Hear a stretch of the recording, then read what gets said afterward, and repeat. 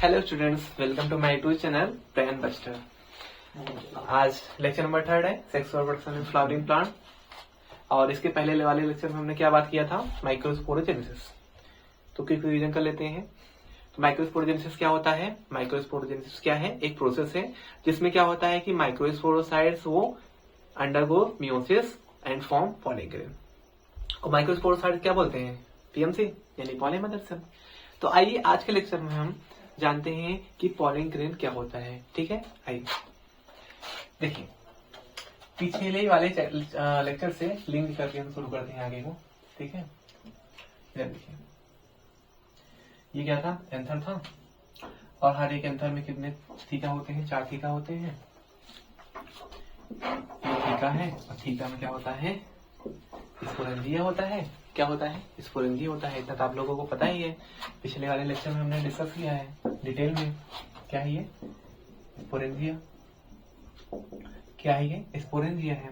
और स्पोरेंजिया में क्या था? क्या था स्पोरेंजिया के अंदर? स्पोरेंजिया के अंदर क्या था? बोलो। माइक्रोस्पोरोसाइट है। क्या है ये?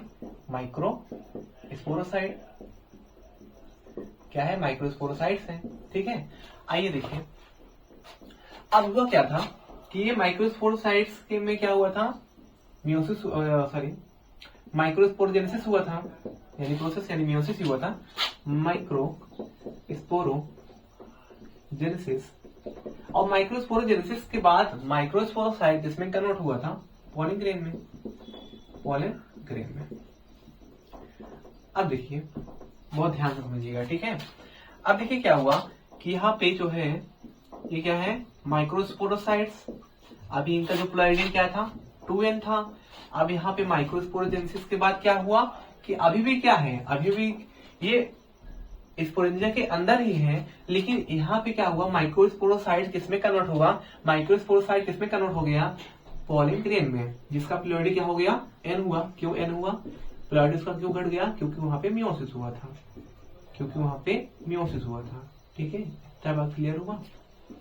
अब देखिए, यहाँ पे ये माइक्रोस्पोरोसाइट्स पॉलिन ग्रेन में कन्वर्ट हुआ, और यहाँ पे ये जो आपका स्पोरेंजिया है यानी माइक्रोस्पोरेंजिया वो किस में कन्वर्ट हो गया? पॉलिन सैक में। ये क्या है आपका?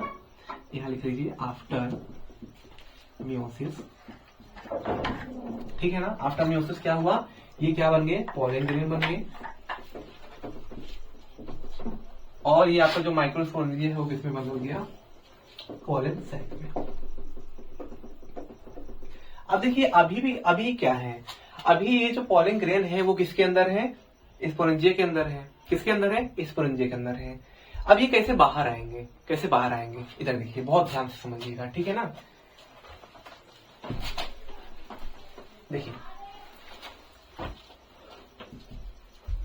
अब देखिए यहाँ पे ये जो स्पोरेंजिया होता है, स्पोरेंजिया के अंदर क्या हुआ?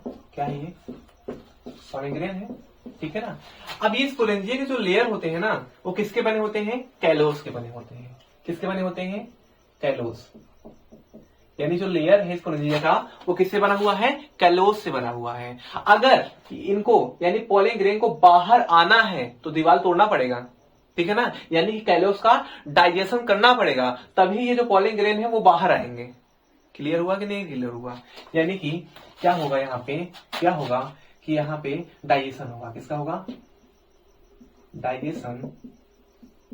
Digestion of callose. कैलोस का क्या होगा? डाइजेशन होगा। तो यहाँ पे क्या रिलीज हो जाएंगे?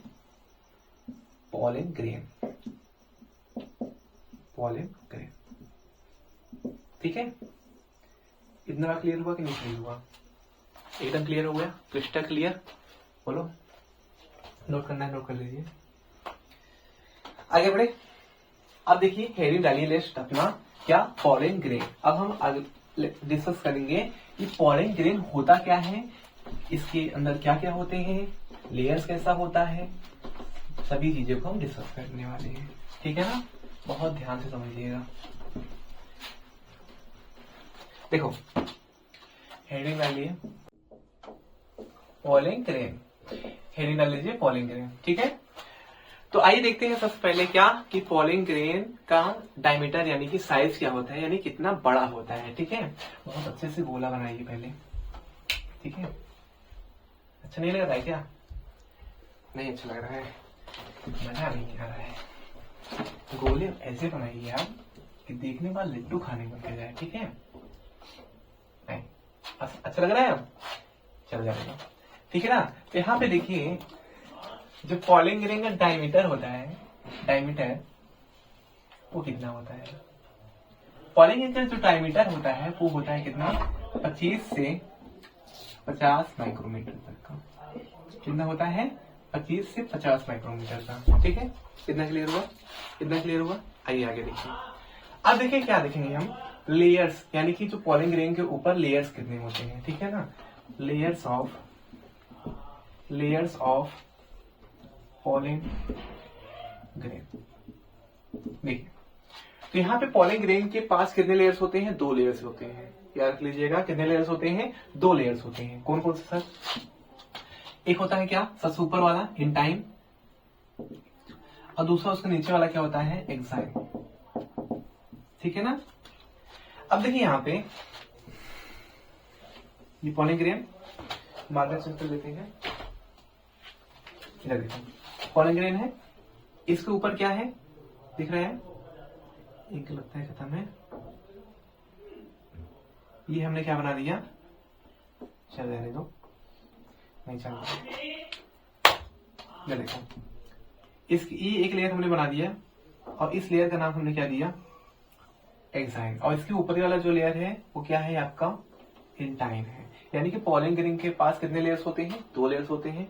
एक क्या है? इंटाइन है, और दूसरा क्या है? एक्साइन है। ये क्या हमने लिख दिया? इंटाइन, और ये क्या है आपका? एक्साइन। अब देखिए यहाँ पे इंटाइन और एक्साइन किससे बना होता है, ठीक है ना? तो यहाँ पे जो इंटाइन होता है वो क्या कंपोज करता है?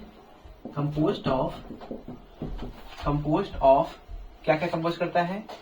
Cellulose plus pectin. याद रहेगा, डायरेक्ट क्वेश्चन पूछा जाता है यहाँ से, डायरेक्ट क्वेश्चन यहाँ पूछा जाता है कि जो आपका इंटाइन होता है वो किससे बना होता है। तो याद रहेगा इंटाइन किससे बना होता है? सेलुलोज और पैक्टिन से बना होता है। क्लियर है? अब देखिए एक्साइन किससे बना होता है, ठीक है ना? एक्साइन आपका जो होता है कंपोस्ट ऑफ स्पोरोपोलिनिन।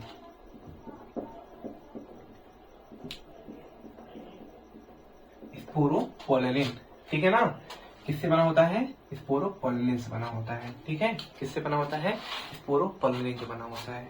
इधर देखिए यहाँ पे आप लोग देखे होंगे कि पॉलिंग ग्रेन के पास एक पोर होता है, ठीक है ना? जिसे हम क्या बोलते हैं? जर्म पोर, ठीक है ना? अब देखिए जर्म पोर प्रेजेंट कहाँ पे होता है? ये हमने क्या बना दिया यहाँ पे? जर्म पोर। क्या? जर्म पोर।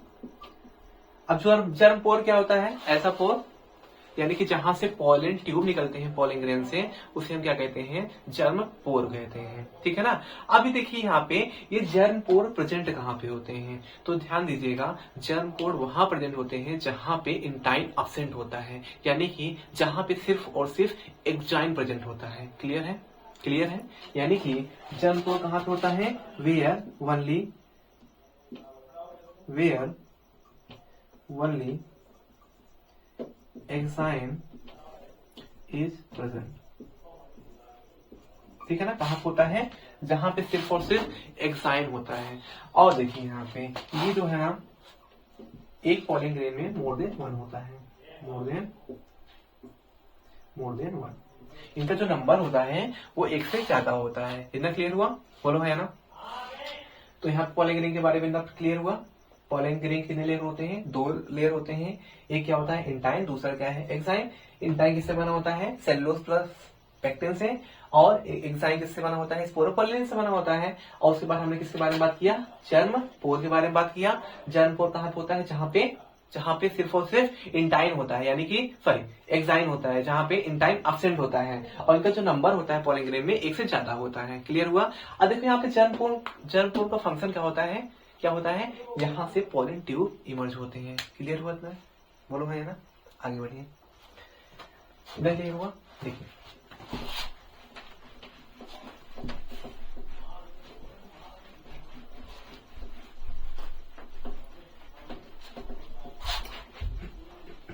इतना क्लियर हुआ?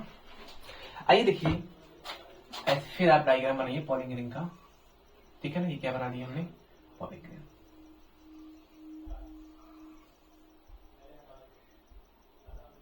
ये हमने क्या बना दिया, पॉलिंग ग्रेन, ठीक है। अब देखिए यहाँ पे जो पॉलिंग ग्रेन के पास दो सेल्स होते हैं, कितने सेल्स होते हैं, दो सेल्स। एक सेल क्या होता है, बड़ा सेल होता है, बिग सेल, बिग सेल। और बिग सेल वाले क्या बोलते हैं, वेजिटेटिव सेल। क्या बोलते हैं, वेजिटेटिव, वेजिटेटिव सेल।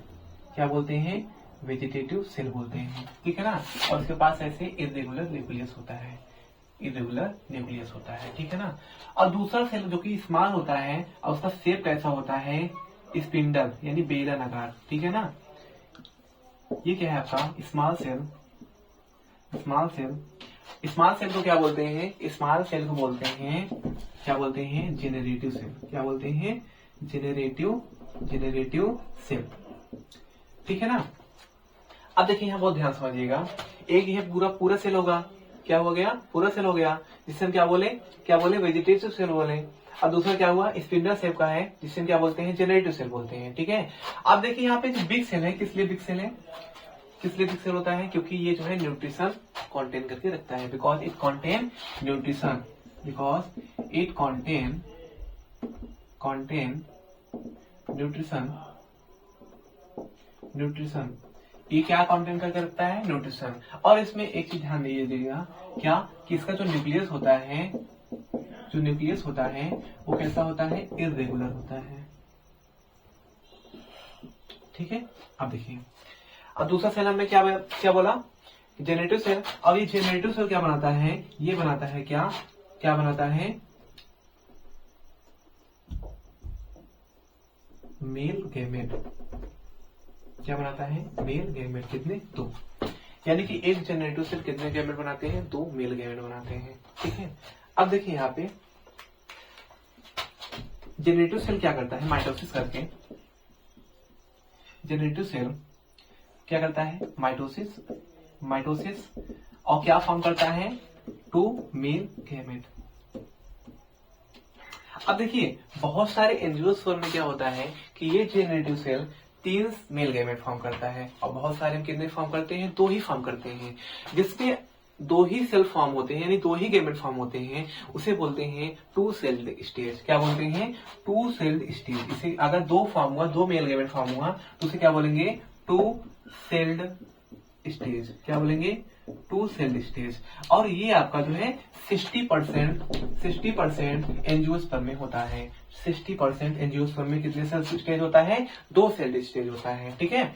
और अगर यही 3 यानी 3 मेल गैमेट फॉर्म कर ले, मेल गैमेट फॉर्म कर ले गैमेट, तो इसे क्या बोलेंगे, 3 सेल्ड स्टेज। क्या बोलेंगे, 3 सेल्ड स्टेज। और ये जो 3 सेल्ड स्टेज आपका 40% जो एंजियोस्पर्म होता है उसमें पाया जाता है, ठीक है। इतना क्लियर हुआ? आई होप पॉलिंग ग्रेन आपको समझ में आया होगा, ठीक है। तो मिलते हैं नेक्स्ट लेक्चर में, तब तक थैंक यू।